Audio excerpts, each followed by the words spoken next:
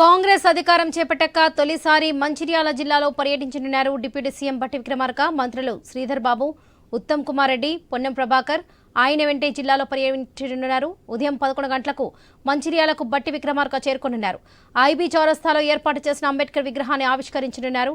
రాళ్లవాగు కరకట్ట నిర్మాణానికి శంకుస్థాపన చేయనున్నారు. అనంతరం జిల్లా కేంద్రంలోని బాలుర పాఠశాల మైదానంలో ఏర్పాటు చేసిన బహిరంగ సభలో పాల్గొనున్నారు నేతలు. కాంగ్రెస్ ముఖ్య నేతల పర్యటన నేపథ్యంలో అధికారులు అన్ని ఏర్పాట్లు చేశారు.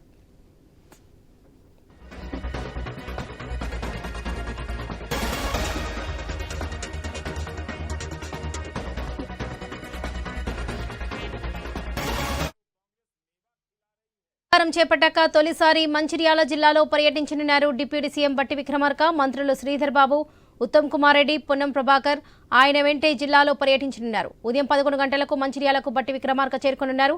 ఇక ఇదే విషయానికి సంబంధించి పూర్తి అప్డేట్స్ మా ప్రతినిధి శ్రీనివాస్ అందిస్తారు. శ్రీనివాస్,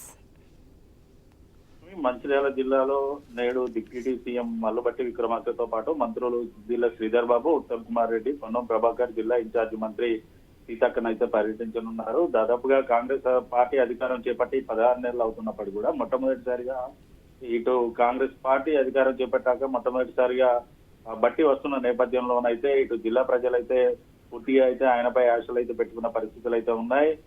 హైదరాబాద్ లో ఉదయం 10 గంటలకు బేగంపేట విమానాశ్రయం నుంచి బయలుదేరిన బట్టి ఉదయం 11 గంటలకు మంచిర్యాల జిల్లా కేంద్రంలో ఉన్నటువంటి కలెక్టరేట్ సముదాయం వద్ద ఉన్న హెలిప్యాడ్ ప్రాంతానికి అయితే చేరుకుంటారు. అక్కడి నుంచి నేరుగా ప్రత్యేక వాహనంలో ఐబీ చౌరస్తాలో ఉన్న ఏర్పాటు చేసినటువంటి అంబేద్కర్ విగ్రహ ఆవిష్కరణలో పాల్గొంటారు. అనంతరం రాళ్లవాగు వద్ద కరకట్ట నిర్మాణానికి దాదాపుగా గత 3 ఏళ్ల నుంచి చూస్తూనే ఉన్నాం.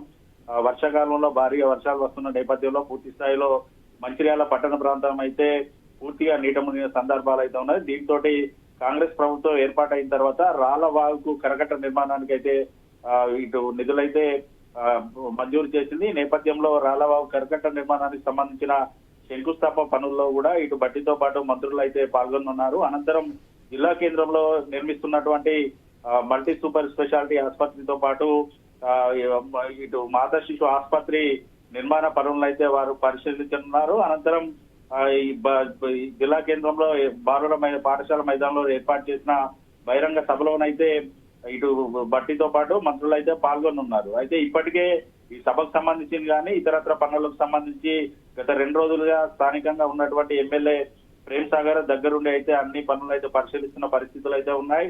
సభకు సంబంధించినటువంటి పూర్తి స్థాయి ఏర్పాట్లను అయితే కాంగ్రెస్ నేతలతో పాటు అధికారులు అయితే పూర్తి చేశారు. ఈ సభకు సంబంధించి 40,000 మందిని తరలించడానికి అయితే కాంగ్రెస్ పార్టీ నేతలు అయితే అన్ని రకాలుగా ఏర్పాట్లు అయితే చేస్తున్న పరిస్థితులు అయితే ఉన్నాయి.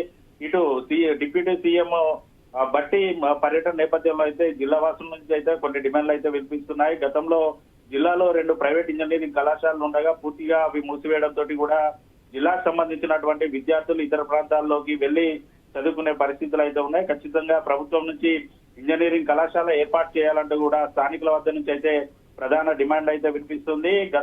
గతంలో ఏదైతే అసెంబ్లీ ఎన్నికలకు ముందు కూడా ఖచ్చితంగా కాంగ్రెస్ ప్రభుత్వం కనుక అధికారంలోకి వస్తే ఇటు భూగర్భ గనులను కొత్త గనులను ఏర్పాటు చేస్తాం, స్థానిక యువతకైతే ఉద్యోగాలు ఇస్తామంటూ కూడా హామీలు గుప్పించిన నేపథ్యంలో శ్రీరాంపూర్ మందమరి ప్రాంతాల్లో కొత్త భూగర్భ గనులు ఏర్పాటు చేసి నిరుద్యోగ యువతకు ఉపాధి కల్పించాలంటూ కూడా ఇటు సింగరేణి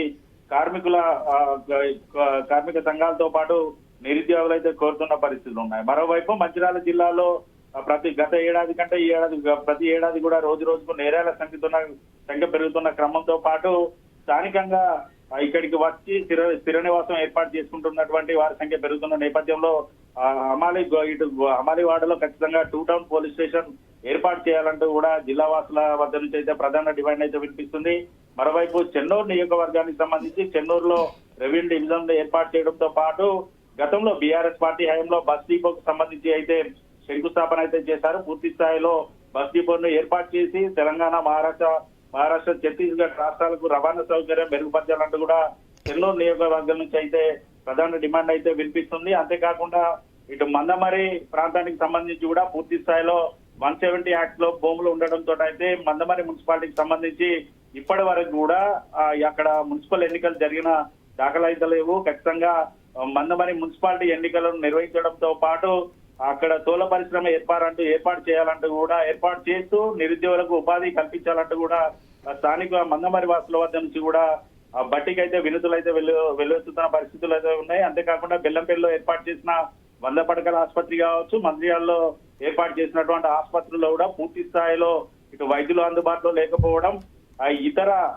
నర్సింగ్ పోస్ట్ విభాగానికి సంబంధించి కూడా పూర్తి స్థాయిలో సిబ్బంది లేకపోవడంతో అయితే పేషెంట్లకు అయితే జిల్లా వాసులతో పాటు ఇతర రాష్ట్రాల నుంచి ఇటు ఆసిఫాబాద్ జిల్లా నుంచి వస్తున్న పేషెంట్లు అయితే ఇబ్బంది పడుతున్న పరిస్థితులు ఉన్నాయి. ఖచ్చితంగా పూర్తి స్థాయి వైద్య సిబ్బందిని ఏర్పాటు చేయాలంటూ కూడా వారైతే జిల్లా వాసులు అయితే కోరుతున్న పరిస్థితులు అయితే ఉన్నాయి. ఉదయం 11 గంటల నుంచి మధ్యాహ్నం 1 గంట వరకు అయితే జిల్లాలో ఇటు బట్టితో పాటు మంత్రుల యాత్ర అయితే కొనసాగనుంది. అనంతరం 1 గంట తర్వాత హెలికాప్టర్ లో మరలా తిరిగి హైదరాబాద్ కి అయితే ఆయన తిరుగు ప్రయాణం అయ్యే అవకాశం ఉంది. అయితే మల్లు బట్టి ఈ కాంగ్రెస్ పార్టీ అధికారంలోకి రాకముందు ఇటు బట్టి చేపట్టినటువంటి పాదయాత్రకు సంబంధించి మంచిర్యాల జిల్లాలో భారీ బహిరంగ సభను అయితే ఏర్పాటు చేశారు. ఖచ్చితంగా కాంగ్రెస్ పార్టీ అధికారంలోకి వస్తే ఉమ్మడి జిల్లాతో పాటు మంచిర్యాల జిల్లాకు కూడా అనేక నిధులు కేటాయిస్తాం, ఉపాధి కల్పన కల్పిస్తాం, అన్ని రకాల చర్యలు తీసుకుంటామంటూ కూడా ఇక్కడ సభలోనైతే చెప్పిన సందర్భాలు అయితే ఉన్నాయి. ఆ మేరకు మరి ఈ రోజు పర్యటన నేపథ్యంలో బట్టి ఎటువంటి వరాలు జిల్లాకు కురిపిస్తారా అంటూ కూడా జిల్లా వాసులు అయితే ఆశగా ఎదురు చూస్తున్నారు. వాళ్ళ రైట్ శ్రీనివాస్, థ్యాంక్ యూ.